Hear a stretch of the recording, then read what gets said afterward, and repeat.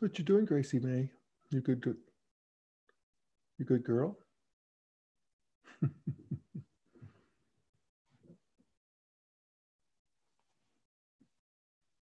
You are.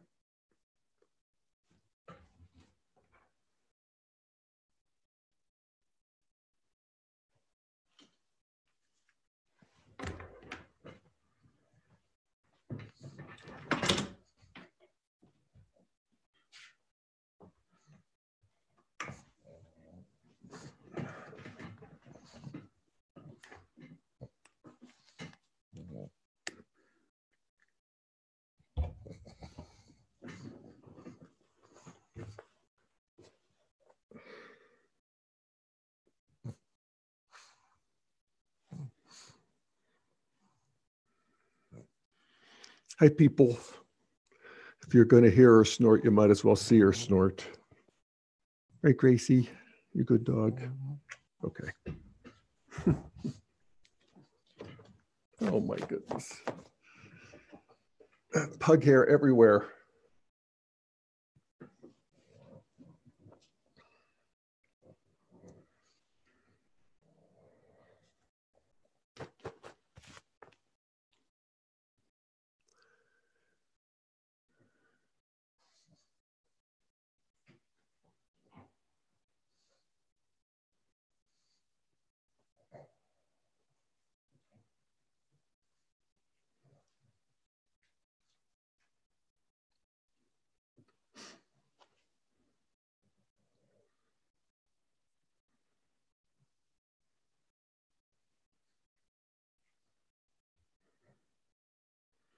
All right, it's 1 o'clock.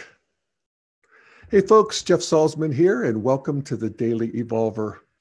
Today, I'm going to share with you a talk that I did a couple weeks ago with Dr. Keith Witt. It's part of our Shrink and the Pundit series, where we talk about integral arisings in terms of life and relationships and all of that good stuff. And the topic that we addressed in this talk is called quadrant absolutism. And I just want to give a little bit of a preamble because that's some good integral jargon there. And what it means is basically seeing the world through one or a couple quadrants, and the opportunity that we have to open up and see the world through, more lenses. And we'll explain that. Dr. Keith is very good at explaining that. And so we will get right into it. So I just wanted to give a little bit of a preface for the live viewers. And yeah, I think that'll do it. It's good to be back. And here we go with Dr. Keith Witt and me on, I think he calls it the seductive power of quadrant absolutism. So here we go.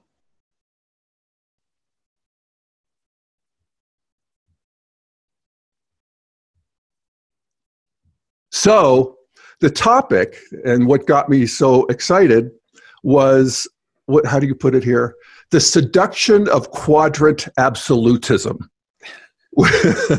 which has a little bit of integral jargon to it. So I guess I'd start, Keith, by asking you to explain what you mean by quadrant absolutism.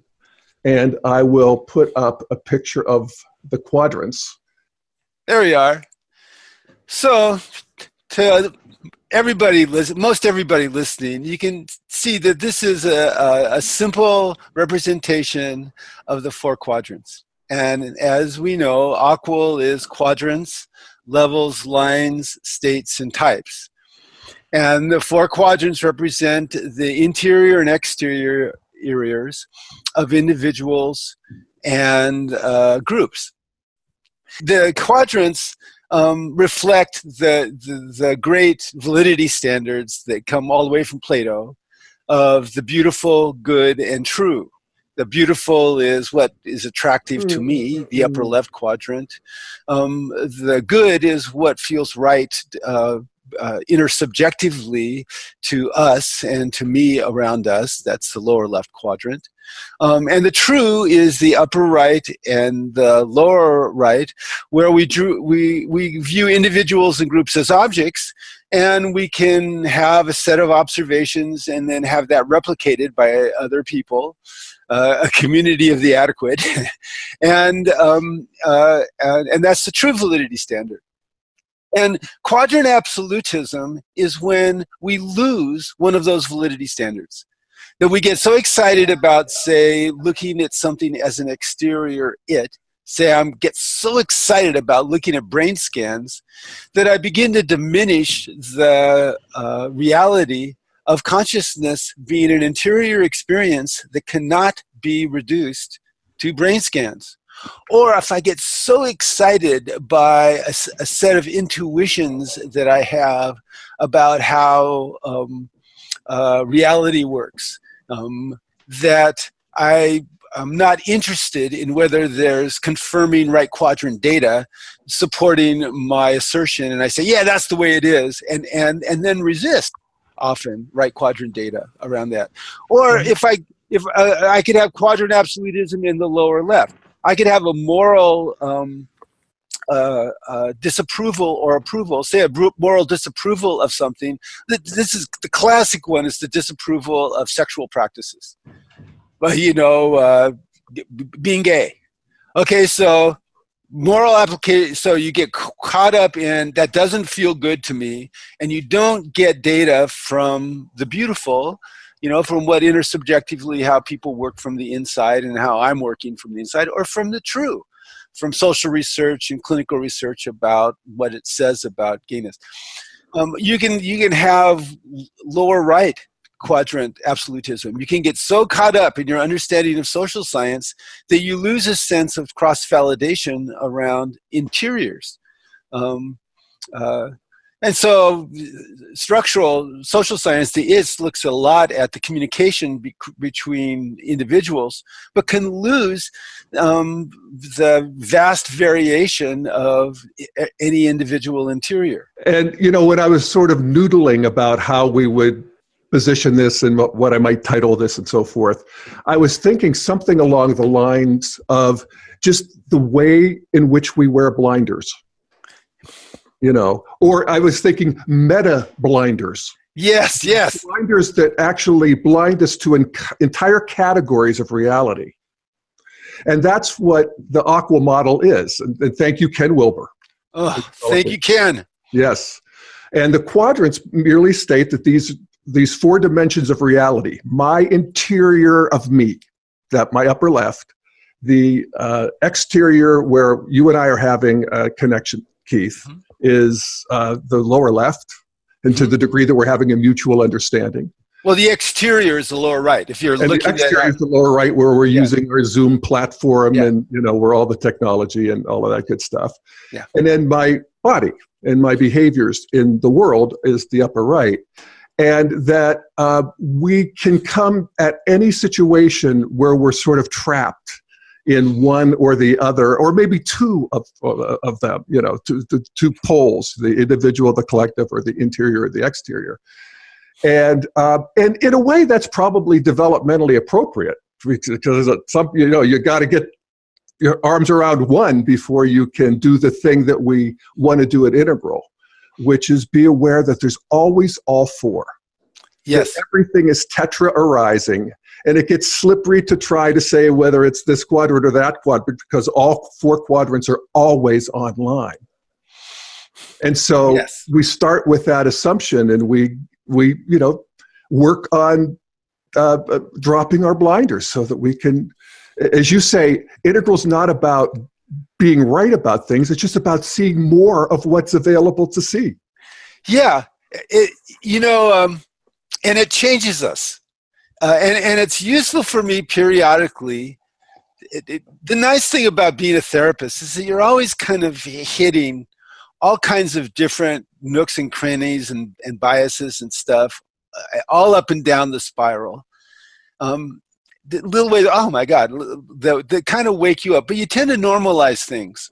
I teach the beautiful, good, and true. I teach the quadrants often, because people will be arguing, trying to argue in the right quadrants, give each other facts about a left quadrant distress, and so I'll say, well, wait a minute, you really are disagreeing about facts here. You're disagreeing about the morality of the moment, or you're not disagreeing, or you're disagreeing about what's attractive to you or unattractive. And I'll explain the Oh, I mean, this is the key to so much consternation.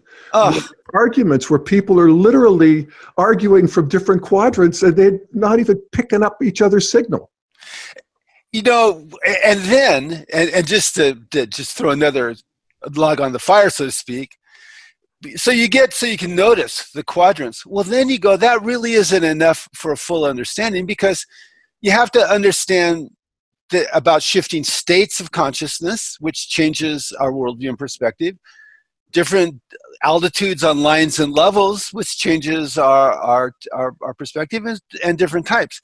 And when I was preparing for this, I thought, I'm probably feeling, I'm going to ask Ken about this the next time I talk to him, I'm probably feeling a little bit about what Ken felt over the years as he developed integral theory.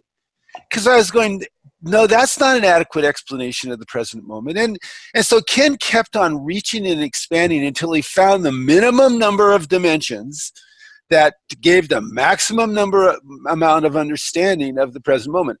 And once you get it, it's somewhat simple, but it's just staggering to me how he discovered these things, essentially.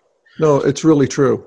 And then the other thing about it is, once you see it, you'll notice all over the place, as you just said, how other people don't see stuff like this. Mm-hmm.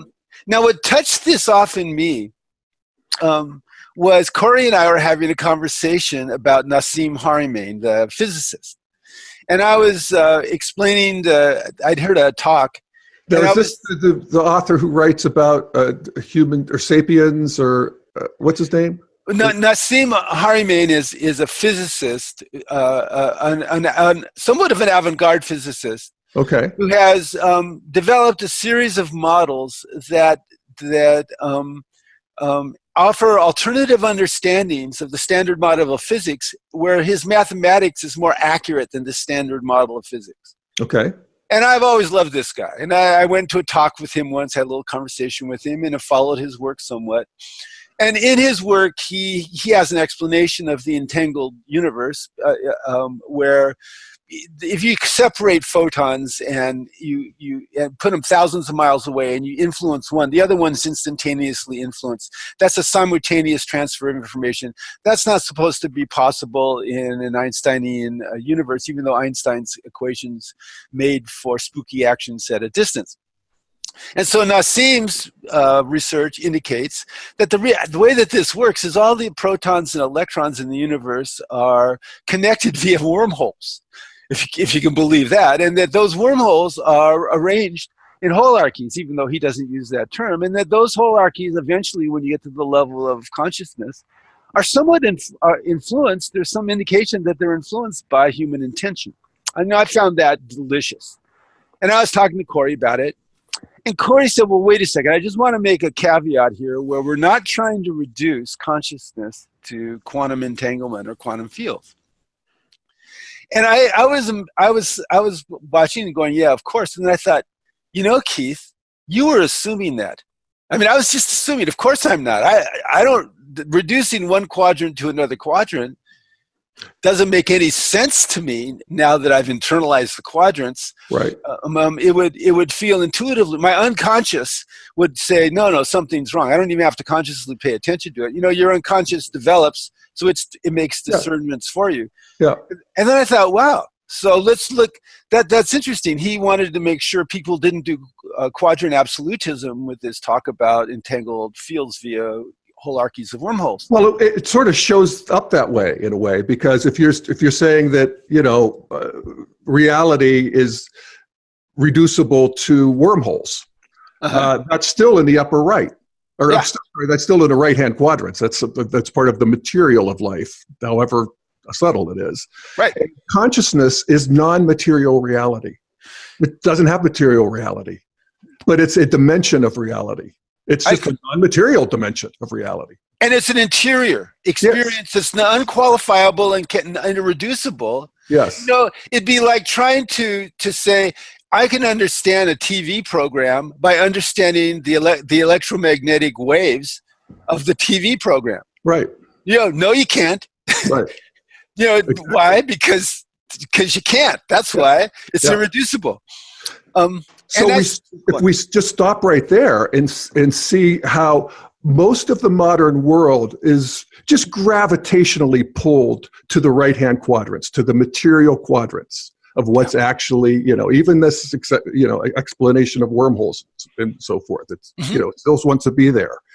And that, actually the stage before modernity really skewed the other direction to interiority and our faith and God and, myths and our understanding and, all of that religious experience.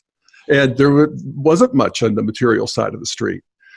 And so we can see that the development of human consciousness has been the sort of careening back and forth between the individual, the collective, the exteriors, the interiors, and that's one of the ways that we can understand development, is seeing that different stages are attracted to different quadrants. We can also see that in terms of types with the Enneagram or whatever typology we're using, that different types of the Enneagram. Or I'm a 5, I'm drawn to the upper left. Oh, I love the upper left. Yes. But, Me too. there are other things. And even that understanding has helped me to not argue for my deficiencies quite as much as I used to. And to realize that I have to inhabit these other quadrants just to be more Jeff. Yeah. And what it does is at any given moment, it gives you the possibility of saying, what can I add to this moment to make it a deeper, richer moment? Thank you. And that's what integral, once you get integral, it's very much as if like Dorothy landing in Oz and everything's in color. Mm-hmm. And it's in color from now on. Right. That's right. So going back to quadrant absolutism, as human beings, we are biased to focus in on one set of perspectives and to hang on to them. Okay, that's a survival characteristic based on the drives. Now we also have a drive to self-transcend and to grow, which involves understanding, having deeper and deeper understanding. Now, that deeper understanding, interestingly, is explained differently at different value memes. At a tribal level, it's somebody who's more connected to the other world. On a power God level, on a red level, it's somebody that has God, I am God dominating you. On an amber level, it's somebody who's a more adept intermediary between us and anthropomorphic God of some sort, or gods. On an orange level, it's whoever can create the most success and profit and victory. They're luminous. On an orange level, Tom Brady is luminous because he wins all the time. And Bill Gates is luminous because he's made a shitload of money. On a green level, it's somebody that embodies universal love, and I love everybody just the same. I'm Mother Teresa. You bring anybody on, and you go, God, that is so perfect. That is so beautiful. So, and that's so spiritual. And then when we hit teal and turquoise, it becomes much more personal and visceral, where every single one of those things exists, and there's an emphasis on any one of them at any given time. Yeah. No, that's right. And that emphasis at any given time is dependent upon a lot of things. For instance, all 4 quadrants, lines, levels, types, and states. And there's a morality. Because, we're talking about moral development, because an integral lower left has to do with moral development. You take moral development all the way into the second tier, and what you're dealing with is a morality that serves the highest good. And then eventually serves the highest good, not just of people, but of all of life, and then of all creation, and then of the mysteries of the divine plan, whatever that is. Yeah. That morality then helps inform us, but our tendency is to lock in on one quadrant and go, oh yeah, that's it. Yeah. Well, that's part of the developmental move, is seeing that. Yes. So, this is a practice of actually making this happen. So as you said earlier, when we're faced with any situation, let's notice first of all that we want to see it from one quadrant. Yeah. That's going to be our home base where we're going to feel most safe and most competent, whatever. Fair enough. Got it. And then I want to bring on the other, and I want to actually fill that in as best I can, just consciously as a practice. So just to give you an example for me, just politics. I mean, one of the ways that we can use politics, which is so juicy right now and so full of energy, is that we can consciously work on adopting the view of our political opponent. Yes. And seeing that their explanation for the problems of the world and their diagnosis and treatment may have something that mine didn't. Mm-hmm. And so, I think one of the things that has really, that we've all woken up to, I think we're actually having this cultural evolution at warp speed, Keith. I agree with that, and I'm excited by it. Something. And just to use it in terms of this political thing, is that I think one of the things that my fellow liberals have realized is that there's the lower left was more important than we thought. We thought it was all economics. What's the matter with Kansas? They get all this money, they serve it, they don't. And it turns out that it's not the economy stupid, it's the cultural identity stupid. Or at least at this time, at this stage of the game, we have to move in that direction because that part had been underserved. And so that's movement into another quadrant. I want to actually feel my way into that and notice my resistance. But that's the practice. I agree. And if you're a seeker, here's the paradox. Seekers want answers, I mean, I've always wanted answers. I've been a seeker my entire conscious life to all my knowledge. And it's kind of disconcerting. If you're an effective seeker, you go up the levels and you get to the point where at teal and turquoise, you begin to find out, there really aren't any 100% answers anywhere. Not only aren't any 100% answers, but the very language that I'm using to understand the universe itself is changeable, fallible, not really entirely applicable. So fabulous, Keith. So well said. And that's really challenging, Yes. because we feel, having these, solid worldviews we've worked hard for, developmentally, they're an achievement, and they help us see the world and understand it and feel safe and feel real, and then all of a sudden you want me to blow that up and accept all this stuff that I have concluded after long analysis and experience is full of shit. Oh my God. It's really something. And but you can't not do it if you're ready, because otherwise you're too bored. I can only listen to the same ideology over and over again so many times until I'm bored with it. I get it. I got it. And the reason I'm bored with it is because I got it. That's good. And going back to politics, I said this a year ago, that I'm more patriotic than I've ever been before. I know. Why is that? Well, I've had to, I've had my lower left, biases around conservative ideology that we've talked about in other shows and stuff. Yeah, me too. But I'm not sad. That doesn't meet my beautiful, good and true validity standards. And so I've had to keep deconstructing until I find something that meets it better. And one thing that meets it better is there's this foundation bedrock in America of the Constitution that makes it impossible for anybody to dominate another group past a certain point. And at that particular point, all of a sudden, I have a subject. Now, this is going to the lower left and the upper left. In the upper left, I feel more secure personally. And in the lower left, I feel more of a sense of affinity and shared membership with all Americans, and then beyond that with everybody that gets to be in a culture where they're protected on a basic foundation individually from other groups and from the government. Yeah.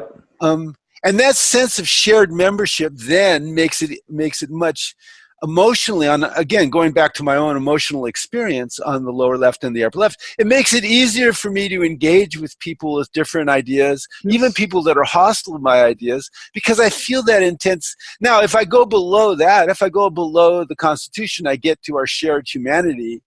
But also in human groups, I have a genuine, no offense to humanity, I have a genuine fear of human groups that aren't regulated by something like a constitution. Yeah. Because I know at some point they have the capacity to objectify Keith and screw him. Yeah. And that's a form of quadrant absolutism. Yeah. You can almost always tell that there's a form of quadrant absolutism happens, and it happens in every value meme in the first tier, when some individual or group gets objectified and no longer has human status. Yep. Okay.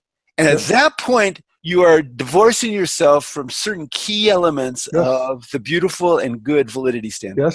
Yes, and specifically in this case, the lower left. Yeah. You know, this liquid space that we all are part of. This us that's greater than the sum of the I's.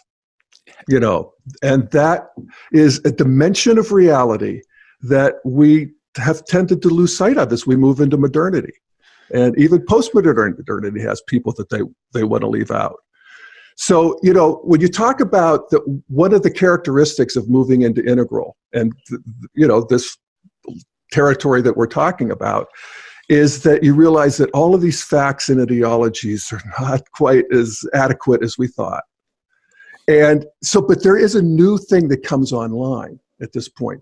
And that is just, you get to relax into that the system's growing, that, you know, that I'm growing. I'm a growing being in a growing cosmos. And that I can actually relax a little bit and be lived. I'm not quite as in charge as I thought. And that there's this updraft of eros that I can begin to relate. That's how I start relating to things then, instead of ideologically. And okay. Just to go back to the example you were using a minute ago. So then the Constitution, I realize, the ideal, of course, is that it keeps people from dominating. The reality is it didn't. You know, we had slaves, that's right. You know, quite a lot of domination. But if we bring in this growth model, we can see that there is this updraft. Mm-hmm. And there are, you know, notches that we don't fall below. You know, we're not no danger of bringing back slavery. You know, yeah, thank God. And so that we can trust that. And so that becomes the new thing. And it's, you know, everything's a verb all of a sudden.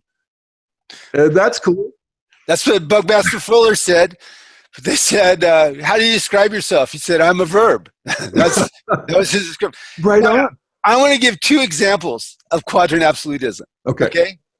Because as we develop and as the forces that you described, one thing that is always true is we also are human beings and animals that have the drives and the instincts that are always operating on us. And those drives and instincts push us to quadrant absolutism, and they push us to domination and submission, dominator hierarchy. Absolutely. And one good example of that from an individual standpoint is a panic attack. If I have a panic attack, then I am now dominated by the upper left quadrant.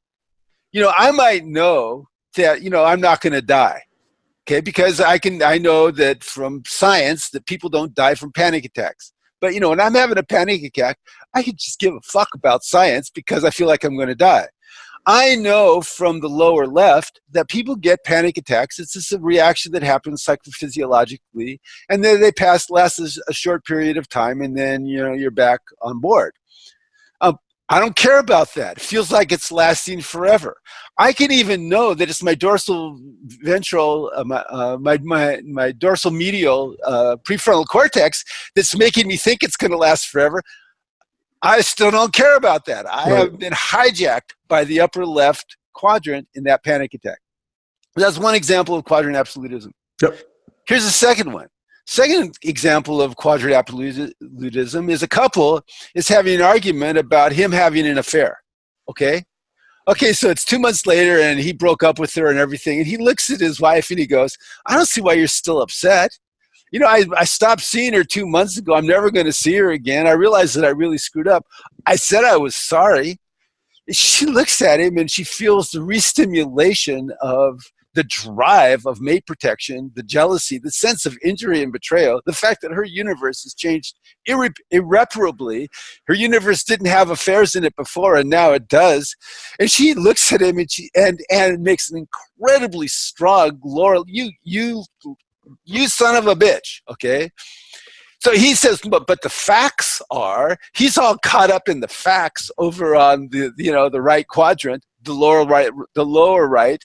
I'm not having communication. The upper right, I don't care about her anymore. Why are you upset? She's completely caught up in the lower left, and the upper left, I'm feeling totally freaked out and betrayed and frightened. In the lower left, you were so wrong.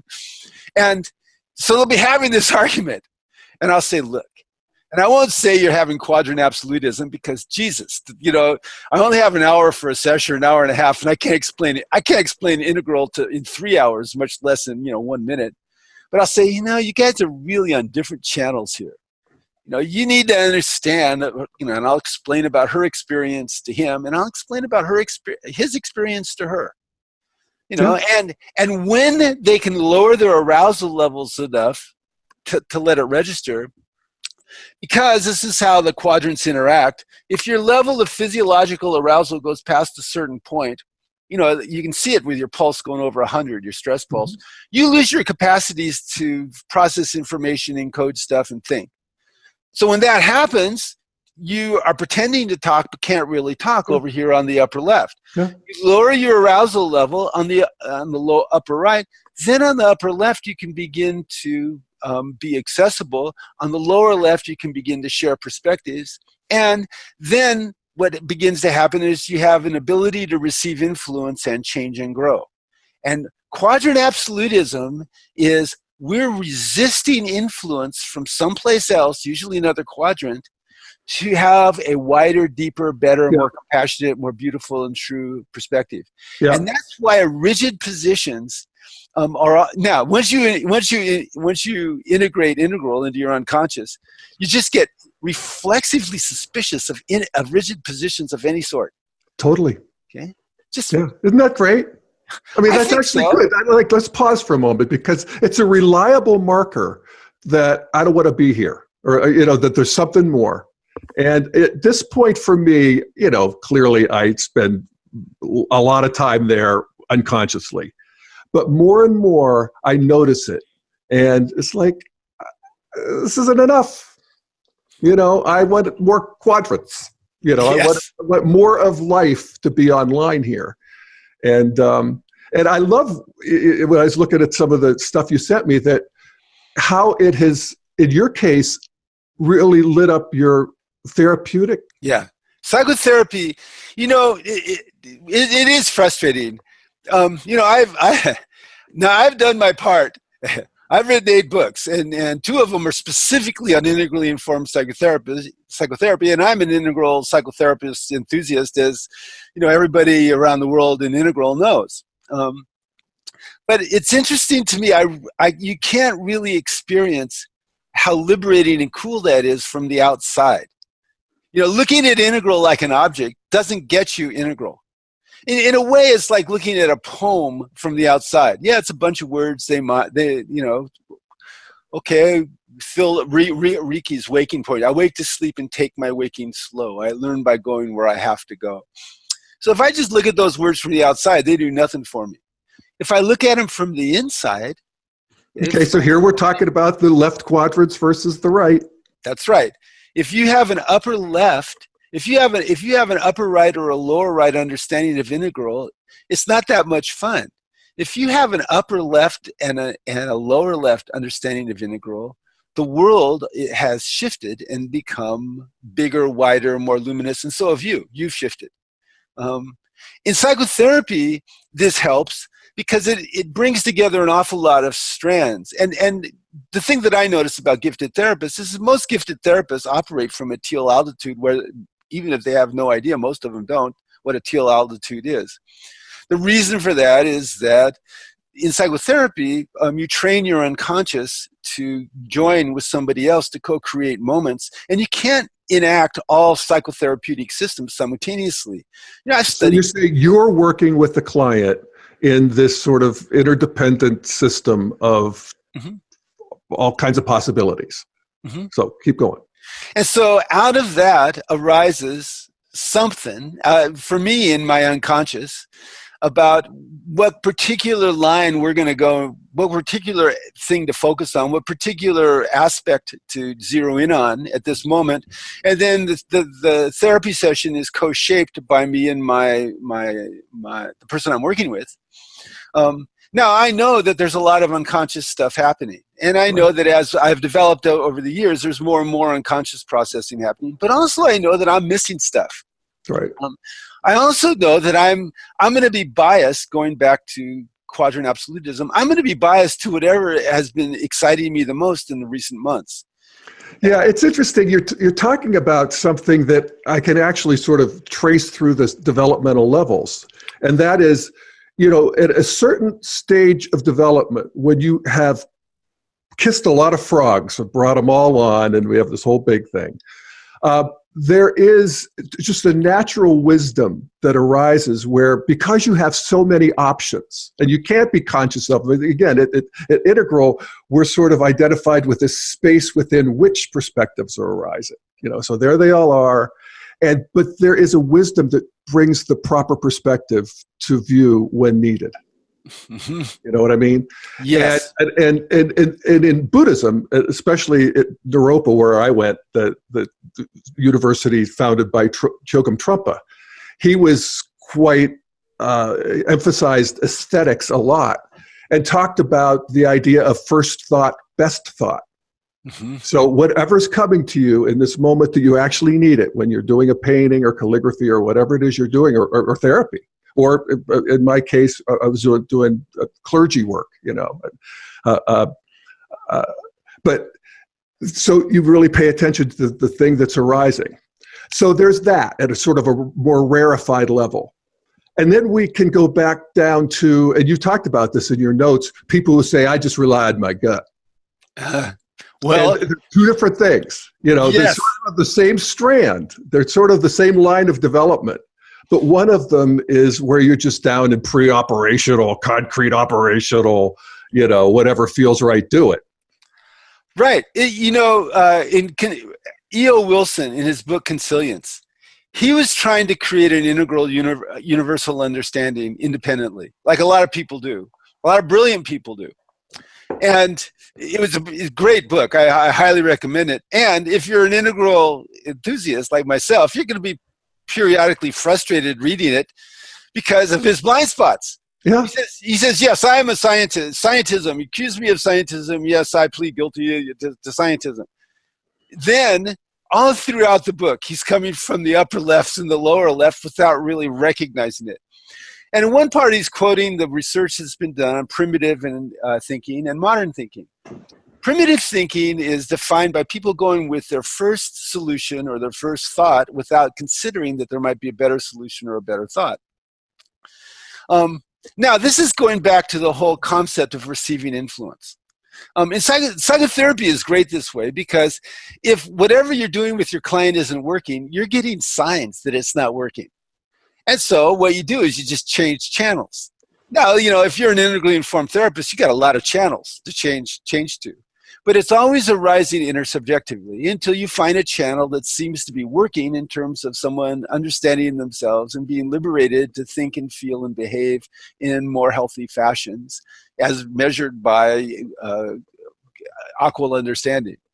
And I think this is why a lot of psychotherapists are so excited about Integral, because they go, yeah, I've been doing this, but now this is more clarification about it, and also gives me places to go.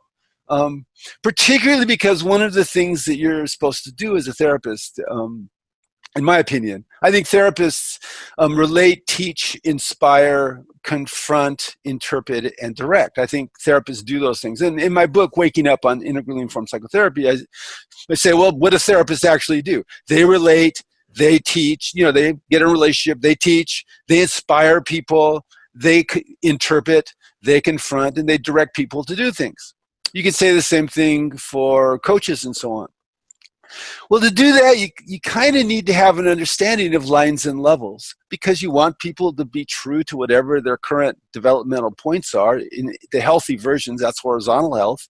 But you also want to give them little visions of where they're going. That's vertical health. Because if I can see the mountains, it's a lot easier to walk towards the mountains. Okay?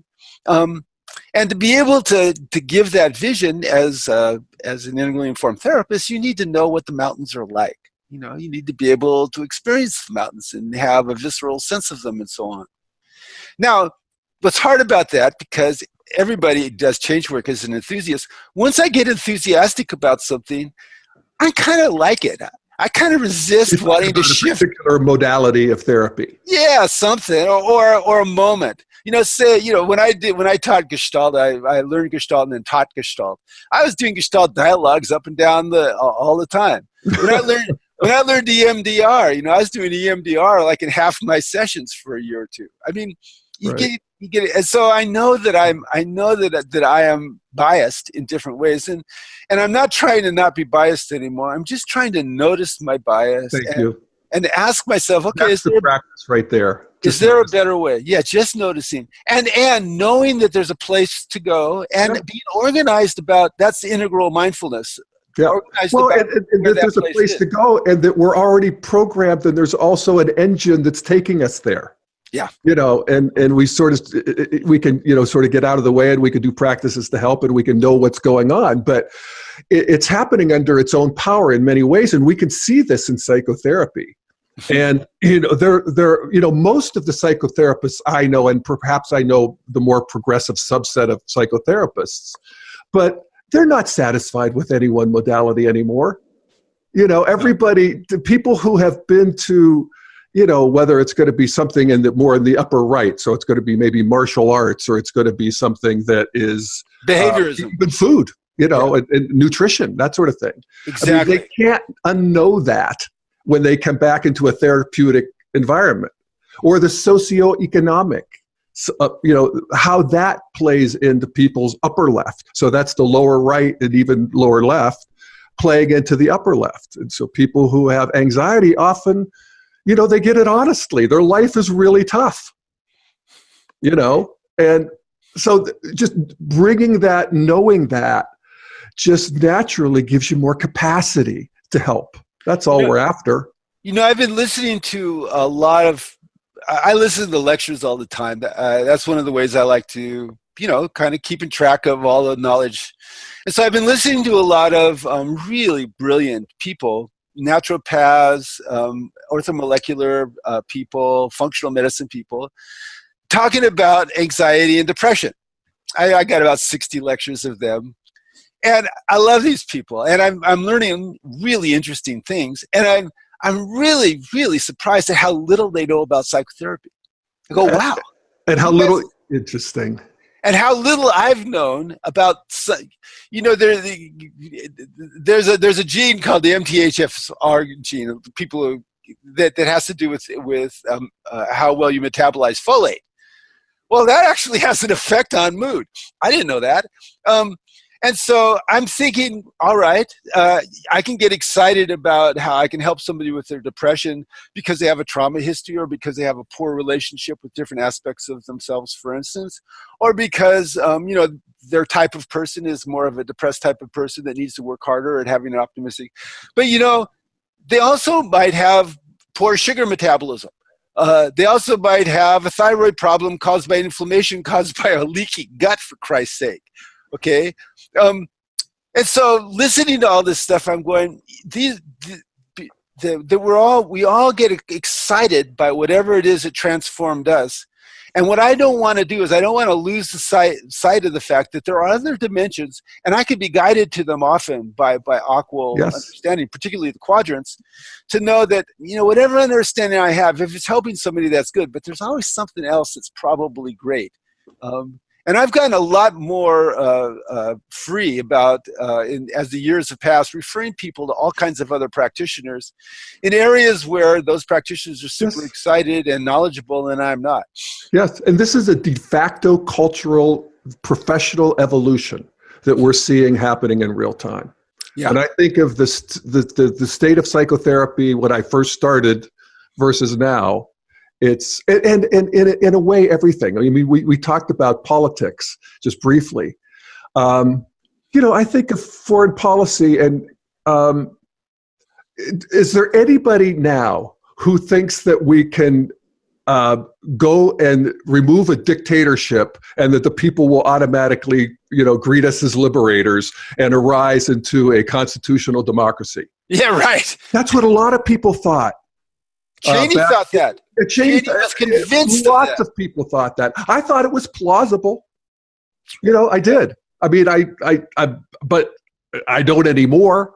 And part of that is, and I'm talking just the good old brute central establishment view has taken that into account now. The whole lower left culture and consciousness. They don't see necessarily consciousness. There's still a little bit of a taboo about making statements about other people's consciousness, but we could certainly see their culture, and everybody takes that into account now, virtually. Ken said in Integral Methodological Pluralism that there's 8 zones, and that if you're cross-validating, 4 quadrants, 8 zones, if you're cross-validating across those zones, then if you get a check on all 8, you're doing pretty well. And so what didn't happen in the march up to war to Iraq, the lower left, particularly cultural anthropology, was literally invisible to the decision makers. Right. They were projecting their own fantasies into other cultures. And nobody thought, well, we should go talk to some cultural anthropologist about our assumptions.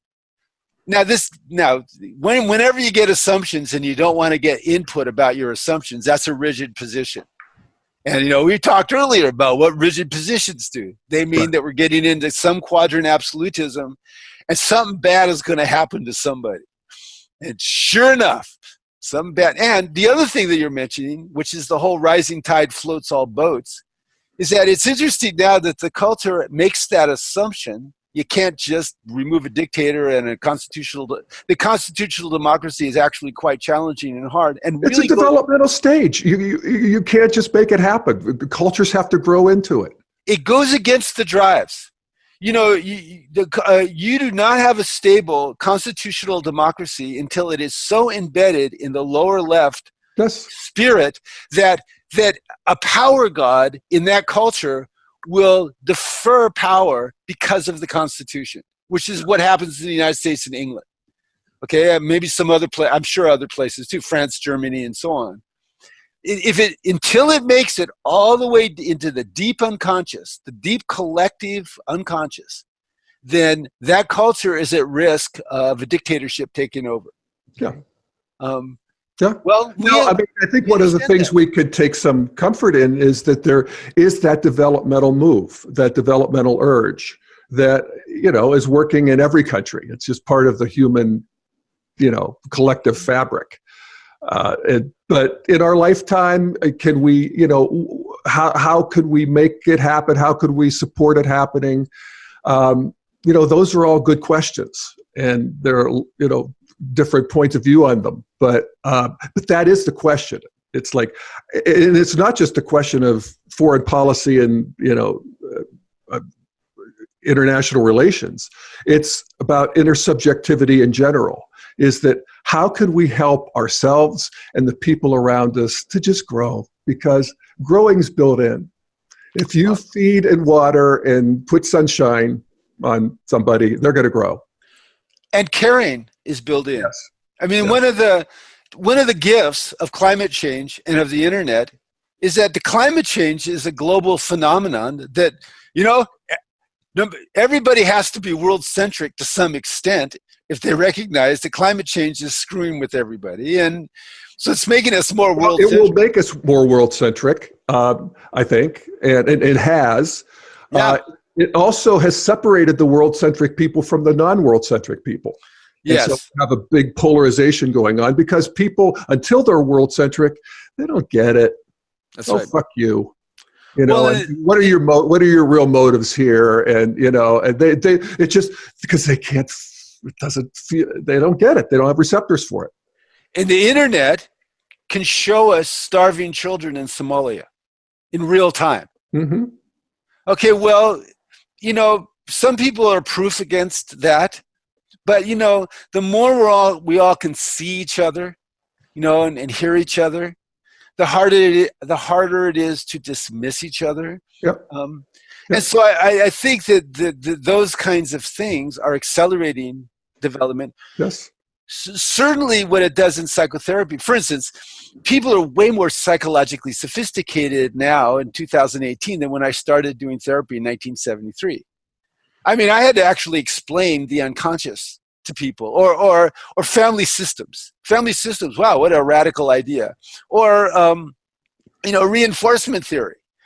You know, things that everybody intuitively understands now because they're part of the cultural, if they don't know the lingo, they certainly know the constructs. What that means is that the problems that I'm getting have more sophisticated and complex manifestations, which makes it fun for me. I mean, that I enjoy that in psychotherapy. But also it creates, you know, some kinds of problems too. The kinds of problems that it creates, and you know, falls back to, if we look at the 4 quadrants, there's an awful lot of psychopathology that is being created by the new powers that are being developed in public relations and in business. And so the sugar industry is creating more depression in the world. Okay. So right now they don't have. Social media is creating more anxiety. Social media and you know, video games and porn are developing more depression. Screen time. If you have more than 6 hours of screen time, you have a thinning cerebral cortex. If you're a 14 and 15-year-old kid, so brains are being affected by too much screen time, which has behavioral effects. Okay, well, so you know, Ken said this. With every up-leveling, there comes new pathologies. Yeah. Yes. But then with new pathologies, there come the downside of the upside of the fact that we have enough to eat, which let me just point out is true for the last 0.01% of human history. Right. Enough to eat. Most of it. Yeah, exactly. Thank you. But the downside of that is obesity, is diabetes, is fast food, is, you know, just all of there's a whole slew of pathologies that come along with that. Do we want that not to be true? No. Right. We just want, as many of us have, learn how to live in the midst of it a healthy life. Yeah. You know, how to choose. And so it requires us to be more, you know, have more of our own self-discipline online or whatever, just understanding. And that's, I think there's an analogy there to the whole screen and internet and just this sort of fast, empty calories of pixel stimulation. Oh yeah, right. That people are becoming hip to. And, you know, children aren't, just like you can't let children be free at a candy store. No. But as we grow and mature, we can begin to see and choose. And, you know, do we want to get rid of this wonderful thing? No. But we have to bring some maturity to it. And this is maturity is another way of saying development. Which is another way of saying, how do we make it more beautiful, good, and true? Yes. No, those are wonderful, you know, sort of magnetic poles. Yeah. You know, Ken, it's funny. I've been thinking about this a lot. How over time, how do you get the least number of perspectives that gives you the most accurate, not just sense of who you are in the world, but where you're going in the world? You know, when I wrote Integral Mindfulness, mindfulness is great, But once I'm fully present in the present moment, I need to be aware of the fact that I'm engaged in multiple individual and intersubjective processes all the time, and I'm directing those processes habitually mostly, but also by intent, and that I need to have a direction. Otherwise, I'm directionless. And that direction can be informed by an integral understanding of what's healthy and unhealthy through the 4 quadrants, lines, levels, states, and types. And I can somewhat predict, if I continue to get healthier, how that's going to change my worldview in terms of vertical development, and how it's going to change my body and my mind and my spirit in terms of horizontal health. That, to me, that makes the universe a lot less scary and a lot more interesting. Hallelujah. Yeah, no kidding. Yeah.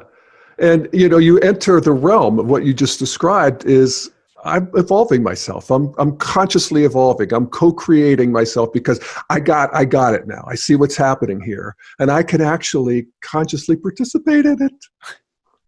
Oh my goodness. And when you do, what happens? You start having more and more impulses to help other people. Yeah. I swear that this must have been some seminal insight where the Mahayana, the Bodhisattva vow came from in the Mahayana Buddhism. Yeah, absolutely. The second turning, when someone said it's not enough to just be enlightened, I don't want to get off the wheel until I've helped everybody else. Somebody got it as they developed. They went, my own enlightenment really leads me to wanting to enlighten all beings. Yes. Yes. And that felt nothing short of that. It's like, I don't want to just be the only enlightened one. Right. It's cool in a way. I kind of liked it, but at some point I want more. At some point I want more. I want more for you. Yes, I want more for you. That's the thing, because I realize this. I have a bigger identity. It's no longer this small Jeff little clot. Yeah. There's a bigger thing that I can identify with that includes you. And that is the inclusion of the, whole, well, certainly at the lower left quadrant, but all of the left-hand quadrants. And again, we want to just, breathe in all 4 of them. Just see what's going on as best we can. And I think that was part of the the Mahayana, the Bodhisattva vow was enough to change pretty much all of Buddhism to Mahayana Buddhism. But then Vajrayana Buddhism came around and said, well, it's not just helping everybody. It's like everything is an expression of God. That's Vajrayana Buddhism. And then Ken, in the 4th turning, said, well, yeah, not only is everything an expression of God, but there are structure stages that we can add on to that give us an understanding of the conveyor belt from birth. Well, we can see, onward. How we go from the Hinayana to Mahayana to Vajrayana. That itself is a developmental scheme. Yeah. And I would say the integral Buddhism, the 4th turning, is the seeing of that. Oh my God. And further, that we actually want all of them. Mm-hmm. We do want that pristine practice of our own individual clarity and, the upper left, that pre-Mahayana. And then the Mahayana that includes the other. And then, in a way, Vajrayana includes the right-hand quadrants. Yes, it does. The tantra and the systems and this whole mandala. This whole cosmos. And wow, how about that? And it's all happening all the time, meaning that the drives are always still there. The instincts are always still there. I guarantee that if Buddha's wife cheated on him, he would feel jealousy. He would feel mate protection. And I guarantee that because that's not a choice, that's a drive. That's an instinct. Yeah. And so now how he'd process it. Yeah. What he does with it is he would process it in a very enlightened fashion, I suspect. But he'd still have it. And one of the things about the whole quadrant absolutism thing is it keeps reminding me that it's not I'm never going to suppress, and I don't want to, all the drives, but I can be aware of how they act. Yeah. Not only do you not want to suppress them, you want to be in close touch with them and feel the juice of them, because they're little nuclear reactors. And as they get integrated, your unconscious will do the integrating for you, which is one of the marks of consciousness development. If you include the drives, if you're trying to do conscious development, and instead of including the drives, you either try to suppress them or deny them and not integrate them, what starts happening? Well, we all know what starts happening in a spiritual community, or if it's in a political community, or any kind of a group. If you're not seeing that shadow being driven by the drives, in threaten, creating, or dominance, all those things, all those drives, if they're not seen and adjusted for from a higher perspective, they're going to pull everything down into a lower perspective. And if people are too embarrassed to acknowledge they're in a lower perspective, they're going to be in a lower perspective pretending they're in a higher perspective, like that couple who were arguing about him cheating on her. Yeah. No, that's where a lot of people are. Sure. So here lies liberation. Yes. All right, Keith. Like I said, I'm roused from my sick bed. I can only take so much. Thank you. And thank you for rising from your sick bed. Oh, this was so much fun. And thank you for having the talk. And my great privilege. My goodness. And it's funny because I, just taking off these blinders, it's just a simple enough practice, really. If you have a good map and some good instruction, and that's what Integral does. Again, thank you, Ken Wilber. Thank you, Ken. And I guess thanks everybody for listening. Keith, anything you want to say? Oh, if people want to find out more about your stuff, where would they go, Keith? drkeithwitt.com. You can find my books on Amazon. My most recent one, Loving Completely, and then my books on Shadow Light, and the Shadow Light Workbook, which the Shadow Light deals extensively with discovering, observing unconscious processes, and then integrating them in every realm of development, dreams, business, creativity, sex, that kind of stuff. And Loving Completely does the same with relationships. So go to my website, drkeithwitt.com, or go to my books on Amazon and buy them and enjoy them. And be transformed by them. And you're also at Integral Life. You do a monthly live show on Integral Live, which is where I do the Daily Evolver podcast.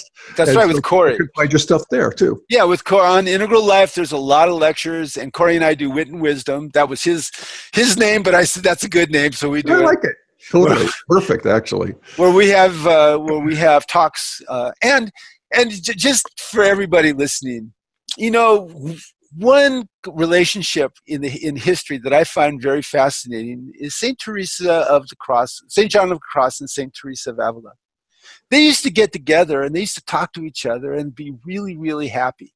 And in retrospect, it's because they had a second-tier understanding of Christianity. And there's something really beautiful about deep contact coming from that source place. That's something, Jeff, that you and I have when we talk. And for those of you listening, when you've had these deep connections with other people who understand Integral or who understand something else, that deep connection is one of our lower left connections in the divine. It's its own thing. And I just want to point it out, and I want everybody to notice it when you're experiencing it, and recognize this is where the integral shift, the shift into the integral age is happening. It's happening off of this deep inner subjectivity that we can experience with each other. Right. Right on, man. Well said. Okay, thank you, everybody. Thank you, Dr. Keith Witt. See you next time on the next episode of The Shrink and the Pundit. Much love to everybody. Bye, folks.